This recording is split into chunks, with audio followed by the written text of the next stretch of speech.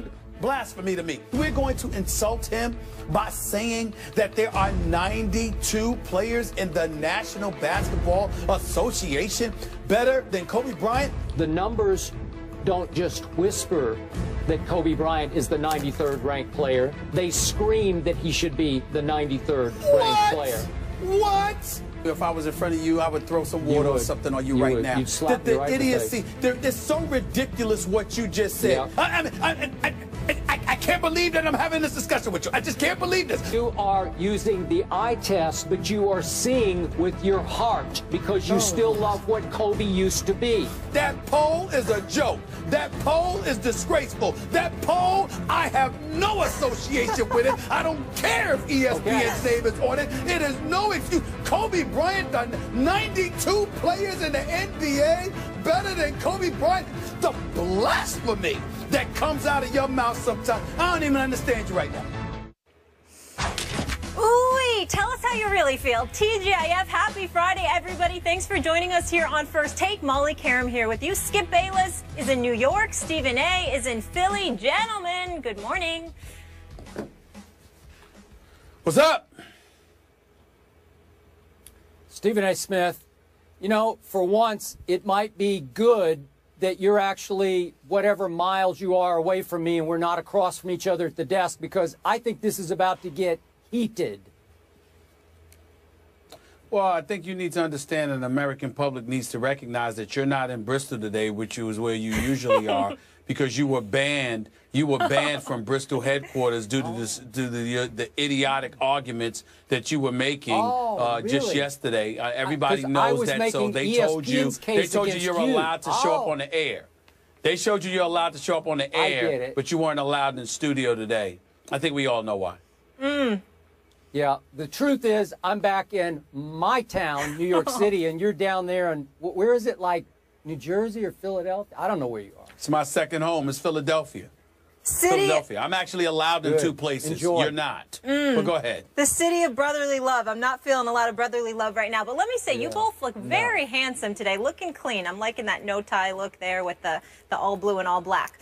So we will get into the big NFL games. Manny Pacquiao says he's in talks with Floyd Mayweather. And now we've heard from Matt Barnes, so we'll fill you in on the latest with the Derek Fisher situation. But first, what we were just alluding to, the other LA hoop story that everyone is buzzing about yesterday. Kobe Bryant being ranked number 93. Bryant laughed when asked if he heard comments from fans defending him. He said, yeah, I heard a couple of them. Don't need to defend that ranking. Nobody does, really. When pressed on what he thought of the ranking, Bryant said, please don't ask me about silly stuff like that. Now, after last year's ranking that placed Kobe at number 40 was announced, Bryant voiced his displeasure, saying, I've known for a long time they're a bunch of idiots, referring to the ranking as silly and laughable. So as you guys just heard yesterday, Stephen A. thinks this is ridiculous. Skip was actually okay with the ranking. Skip, what's your reaction to Kobe's response to all of this? Stephen A. Smith, because I do still love you like a brother. I'm going to try to take it easy on you today, maybe even easier than I took it on you yesterday. But I'm going to give you the cold, hard truth here about your man, Kobe Bryant. The truth is that Kobe's reaction yesterday was as silly and laughable as your defense of him was earlier yesterday on our show. I am sorry to say this, but look, I get it, and I respect that Kobe Bryant is as supremely confident an athlete as we've had in any sport since Michael Jordan. And yesterday, his reaction, or last evening, his reaction was predictably confident to the point of arrogant. And Stephen A., I understand how much you love you some Kobe Bryant, and I understand, and I could almost predict how knee-jerk, emotional, overreactive you were yesterday out of love and support of your man, Kobe Bean Bryant, the Black Mamba. I'm sorry. The Mamba is no longer the Mamba. He hasn't been the last 3 injury-plagued years, and he will not be coming up this year. And to his point last year, when he called this panel a bunch of idiots, we are talking about ESPN's basketball forecast panel. It's made up of ESPN analysts and writers researchers, and editors, 101 of them, and they're all a bunch of idiots, Kobe? Seriously? The object of this poll is a forecast to predict how much a player will contribute this coming year, not 5 or 8 or 10 or 12 years ago, this coming year, to how many games his team will be able to win. And it factors in, obviously, this player's quality of play, and it projects how many minutes he will actually be able to play. So, given all that, would you believe that the real plus-minus numbers, according to Royce Webb, who's our Director of Content Analytics at ESPN, the real plus-minus numbers for Kobe Bryant, added into how many minutes he does project, how few minutes he projects to play, actually ranked him as the 163rd best player or most valuable player in the National Basketball Association. Think about that, 163. But out of respect to what Kobe used to be, this panel, these editors, these writers got together and decided, hey, let's give him a break here.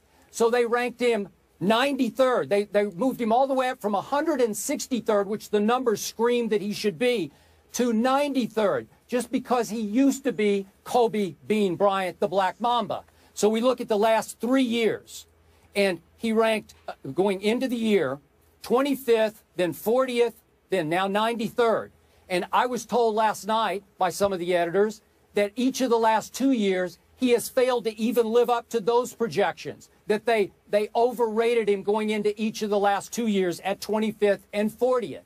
So I'm going to remind you once again, we're not trying to rank his box office appeal. We're not trying to rank his 5-ring legacy. We're not trying to rank how popular or how awe-inspiring Kobe has been throughout his career. It's simply the numbers predicting how much he will add to his team, and it predicts that he will add about 2 wins this year for the LA Lakers. I rest my case, and more importantly, I rest ESPN's panel's case.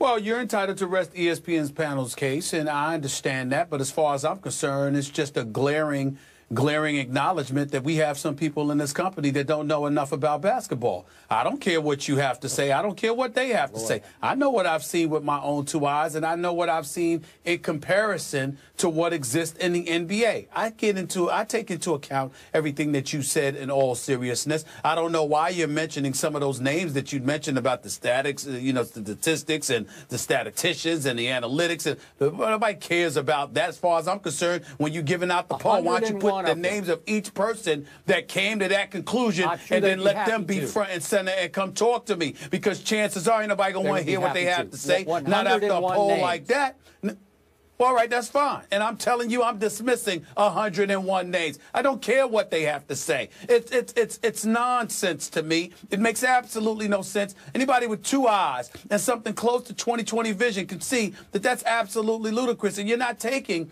an abundance of things into consideration. Of course, you want to sit there and say, well, Kobe only adds about 2 more wins. Well, why is that? Could it be that he's in the West?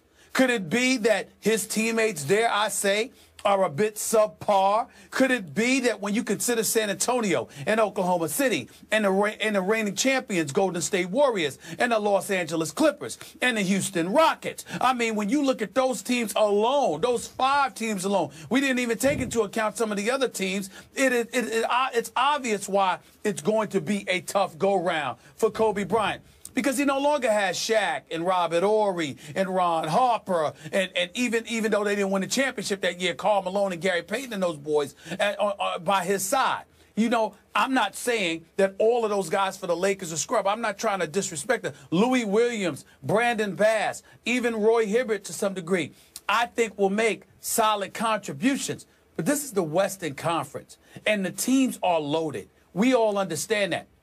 So when you sit there and you say that about Kobe, you know what? It's Kobe, it's Russell Westbrook, it's Kevin Durant on one team. It's Chris Paul, Blake Griffin, and DeAndre Jordan on another team. It's LaMarcus Aldridge joining Tim Duncan, Manu Ginobili, and Tony Parker on another team. The list goes on and on. When you look at the West, it's James Harden on a mission to prove that he's deserving of leaving MVP honors with Dwight Howard, who's no scrub, and he's got something to prove as well because he's heard the stuff that people have been chirping about him in the offseason. So many different things to point to, the Dallas Mavericks, and what they've got to prove because of what has transpired with them in this offseason. Having Wesley Matthews come over there along with others, understanding that he's not fully healthy or he may not be, we don't know yet. All of those things are things to think about. If Kobe Bryant was in the Eastern Conference, what would he do? If Kobe Bryant was to have a better teammate or a better slew of teammates, what would he do? Talk to the coaches who know something about basketball. They not only brag and boast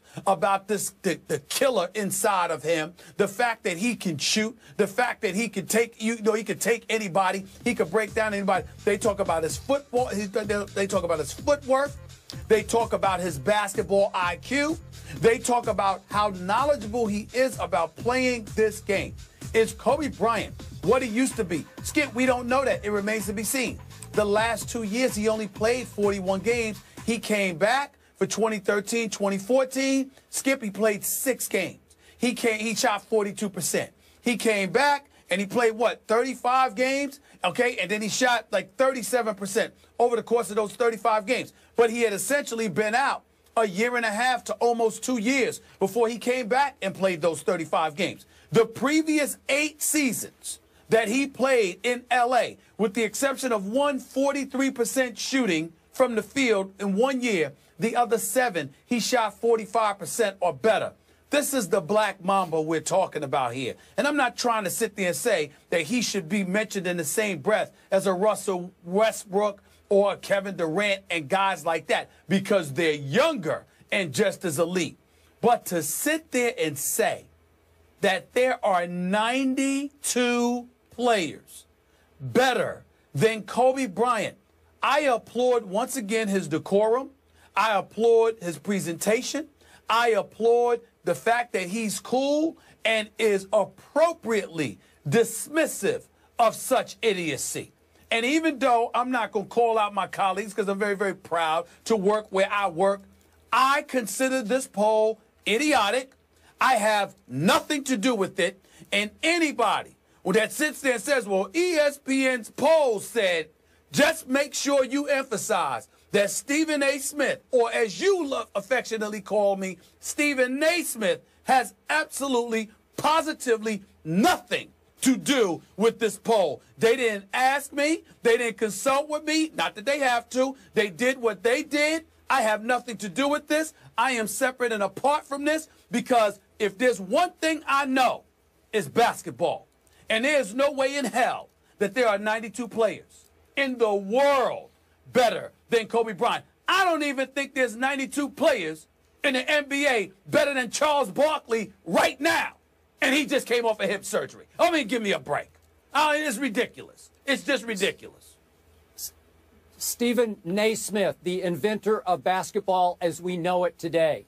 Let me ask you this. I can go with that. Are there not 2 ends of the basketball floor? You play offense, then you have to play this thing called defense. Am I right about that? What's your point?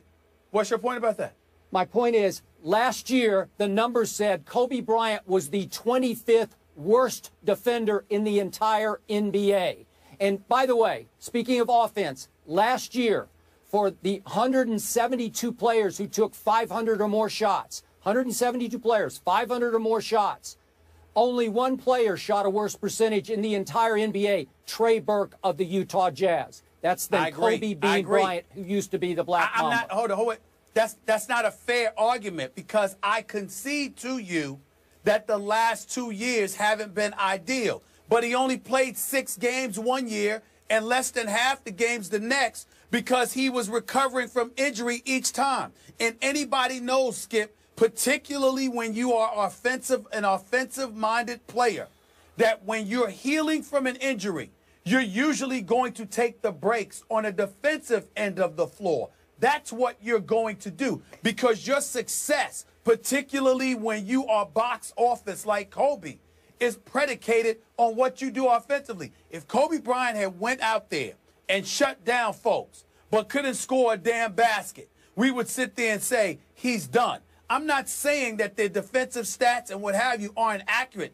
I'm saying they're not taking the intangibles into consideration. And what I find so insulting about what you say and what anybody who thinks like you says and what this ridiculous, idiotic, stupid poll says is that y'all are not taking those things into account for somebody like Kobe.